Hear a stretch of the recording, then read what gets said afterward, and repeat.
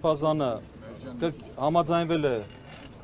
ներկայանալ քննչական կոմիտեն, նույնիսկ այդ անհամաձայնության դեպքում,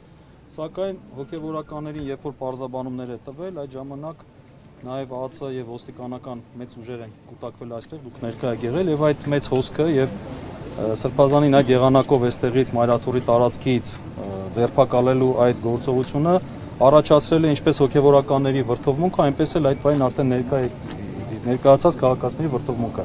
Եվ բնականաբար տեղի ունեցավ այն ինչ ունեցավ եւ շատ լավ է որ բախումներ չեղան, այսինքն մենք չունեցանք բացական հետևանքներ։ Նույնիսկ Սրբազանը մեքենաներ արդեն հասել ուզում էր մեքենա նստես, չկարողացավ։ Երկրորդ անգամ էլ այդ ջանքերը գործադրեց գնալու, չստացվեց։ Ի վերջո ոստիկանության եւ ԱԱՑ ուժերը նահանջեցին եւ հիմա Միքայել Սրբազանը եւ մեր փաստաբանների խումբը մենք հիմա ինքներս մեկնում ենք քննչական կոմիտե ներկայանալու եւ քրեադատավարական գործողություններին մասնակցելու քննչական կոմիտեն, այսինքն